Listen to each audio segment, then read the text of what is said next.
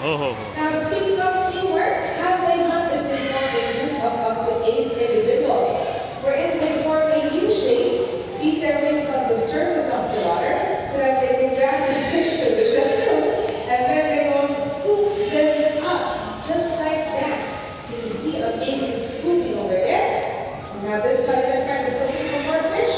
Unfortunately, though, there's no more fish. So weird, right? The stage is so wet now. Let's hear that please. Hey! Okay. Now moving on. The next animal that will join us See here on now the stage bigger one are coming. called the Two-seater silent hunters of the night. hunter going Shall to we sit. identify? Because over here we have Ausha, our feral eagle owl. Alright, now what we're going to try to do is we're going to try to call Ausha down to the stump over here where there is food. And then as she flies down, let's see See, if she coming will out. be able to do any sound Ausha makes. Oh my god. And tell me to be quiet. And she's right here. See, she's knocking on the food. She's just making sure the coast is clear. And everything's safe before she flies.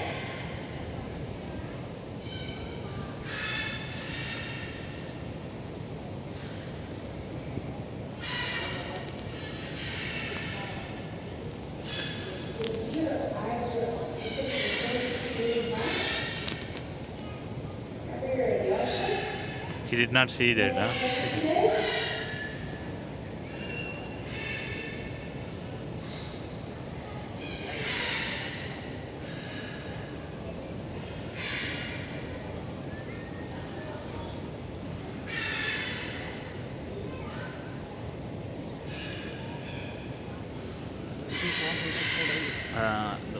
The sunlight, no? She's moving her head up and down.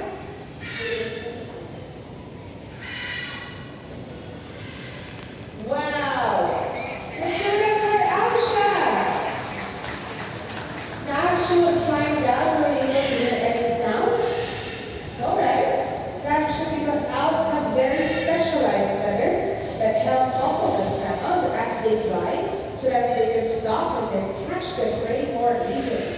That is right. Well, they are nocturnal, and that means that they are more active at night. They have very sensitive hearing and eyesight that they can catch their prey in complete darkness. That is right. So through years of evolution, hunter and hunted are constantly on a battle of hide and seek. One has developed an acute sense of hearing, while the other has learned a more silent approach, just like our owls. Well, I guess that is a good catch. Make sure you can really be surprising. So everybody, how about a round of applause for our eagle owls?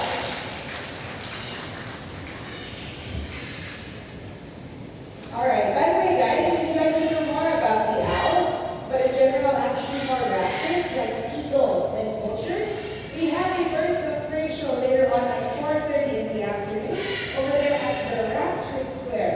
Again, that's 4:30 in the afternoon at the Raptor Square, the birds of prey show. We'll see you there. Alright Jay, we talked about the water birds, the ducks and the pelicans, and we just finished the owls. What else are we missing? Well, you know what? It won't be a bird show without the pretty features, right? Come on, Tim. Oh my god.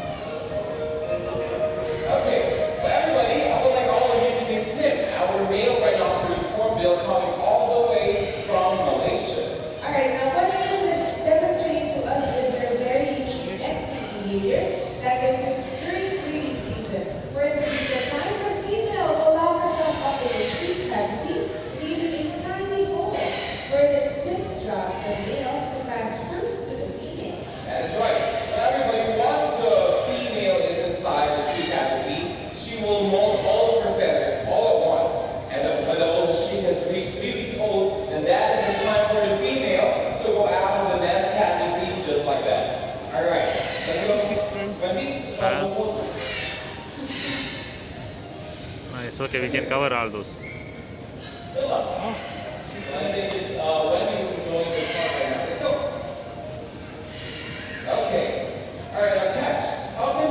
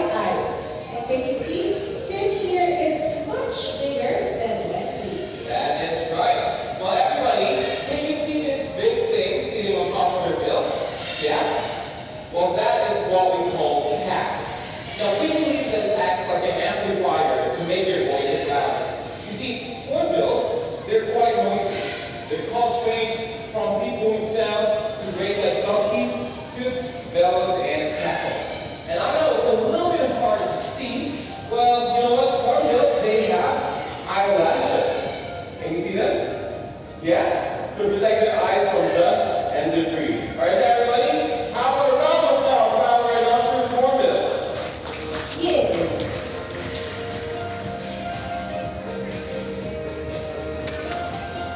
Alright, how about we welcome another hornbill species? This time, he came all the way from the Palawan Islands in the Philippines. Let's welcome Bill, our Palawan hornbill. There you go. Now, the Palawan hornbill is called so because he is found only in one island in the Philippines, known as the Palawan Islands, hence the name Palawan hornbills. Now, that strange-looking beak comes quite in handy as it helps them pluck fruits from the trees, just like our own fingertips. And it's also big enough that you can actually catch fruits in midair. Alright guys, watch this, don't listen. Here we go. Oh! Wow! We got it! Amazing, right? Now you know what males? Oh yes, Bill is a male. So males do this behavior to, of course, impress the females. Meaning, the more fruits the males catch in the air, then the more they prove themselves to be excellent providers, just in time for the breeding season. Right? Great job there, Bill. Did you guys like that? How about we give Bill a big round of applause? He deserves it. Alright, now the next birds joining us here on stage, they're very sensitive, very shy as well. They are the cockatoos. Here we go. Okay. This is a silver-crested cockatoo, and this black bird over here is a red-tailed black cockatoo. Alright, here we go. I don't think we hear right now. There's a major bishop cockatoo. But they're very quiet right now, but did you know that cockatoos actually have the loudest call among any other birds? They're so loud that you can hear them from as far as 2 kilometers away. Now, cockatoos are diurnal, meaning that they're active during the day. So how this works is when the sun rises, then they will spread and look for food. And then as the sun sets, they will go to the regular roosts, and then it's time to go to sleep. See, did you hear that? That's right, cockatoos are very chatty. Now can you see for the major Mitchell, that thing that he has above or up on his head, that is a head crest. Now that head crest actually helps them show their emotion, whether they be scared or very happy. Great job there. Let's give it up please for our cockatoos. Okay, now catch. Why don't we make more fun? Sure. Let's go this time. Let's add a little color to the stage. They're very different from the cockatoos. They are the toucans. Come on, top. Yeah. Alright, now this is Tuck, our red-billed toucan. Now do you see why Tuck is called a red-billed toucan?